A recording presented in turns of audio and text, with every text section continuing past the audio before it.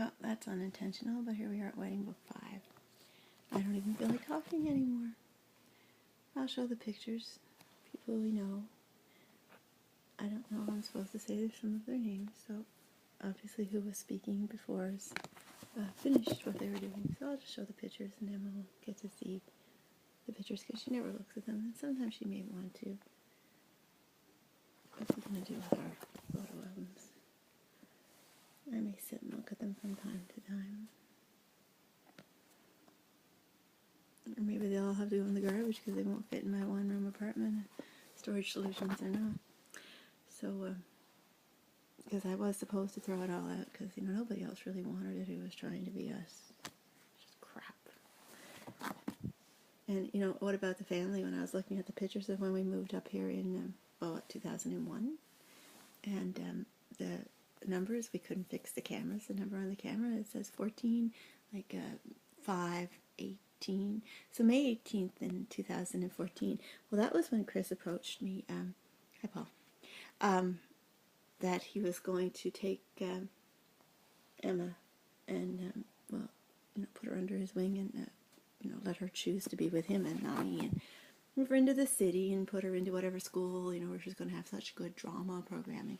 I mean, he was going to take her in and let her sit there, and she cries. I mean, she's got the same stuff on her skin that I had, and I give her stuff to try and get rid of it. He doesn't care if she combs her hair or not. Just get dressed, kid. We're on our way out. And in the end, he didn't get to, because I stood up and said no. And if you beat my head in, well, I guess my head will be beaten in. But I'm not letting her go. I've reached a point now I don't know if I can. But, how was the militia? Okay. Anyway, so where was I on that one? So yeah, May the 18th, 2014. The newer and better Chris and Linda, who are going to move right in here and get it done properly and prove it was them who were doing it. Why they had to walk back at us, I'm not really sure. I mean, it's all, you know, guys, soldiers, right? I mean, the whole neighborhood is full of it. Are they Canadian? Well, they didn't take her in May, but they're going to. So that was when their story started, and come May, this is when they were packing us up to bring us up here and pack us up again, because that's 14 years, and that's whatever the rule, and it must be Aryan, right? Which is Nazi, that they take the girls over at 14. Give them their big man. And they probably do the 69, but you know the job doesn't do that, right? That'll show God, won't it? Honest to God, I just didn't know what it was. Well, how on some of you, because I had a nice little life. Whether, not that I would want you to destroy my child, and I'm fighting for you not to, but even to at least live some of the light. To me, a lot, and I'm not giving it back. I will try and get my child back from what that is, because there's no way that can exist on this earth and be allowed. There's no way that any of these people would want to have that and know what it was, right? Right? 80 years old, heart attack on the way out to the car. Well, at least you didn't get in, because like Nana, like my mom says, it's not so much that you could hurt yourself, although it is to your family, but think of all the other people that you could hurt if you got out there and, you know, lost control at that age, in particular. It's a blessing. What a strong woman.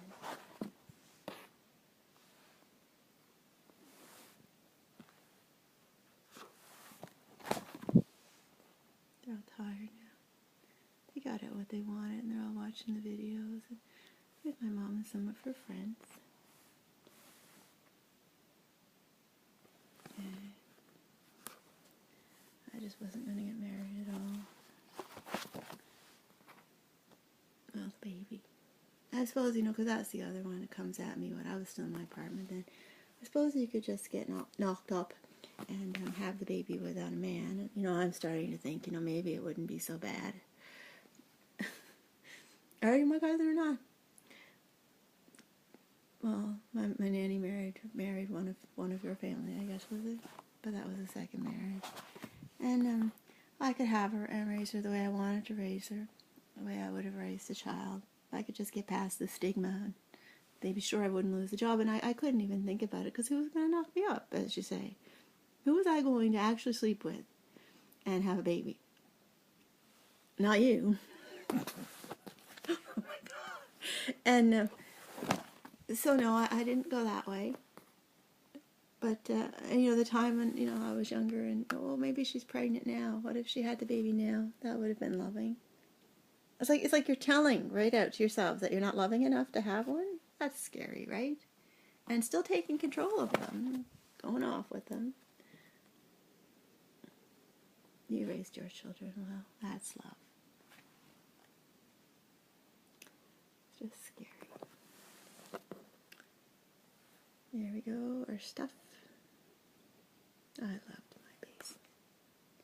That was my southwestern furniture that I bought. I don't know if it was Fitz's or not.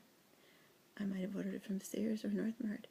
And, and my table, that would be left all that in Labrador. Sold it at the seller, sell it out from under her sale. Truly penniless. Truly penniless.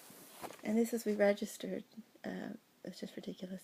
When we got married, we registered, I guess, at Home Hardware was the only place I remember registering. Just to not be one of those kind of people who get money. My family still gave us money. And these are some of the things that we got, and we put it all in the house. And funnily enough, most of it got sold in the yard sale when we were moving. Well, no, that's not true. We brought the dartboard, and we still have that tin, and we still have those mugs, I think. Don't forget those. And the knife that, I didn't know that was from the wedding. That's still on the counter down there. And, well, no, we left that in Labrador. Anyway, it's a good basement. I don't know who that is there. It's the day after the wedding. I mean, look at that. That is just wrong. Look at the cheeks. Yeah.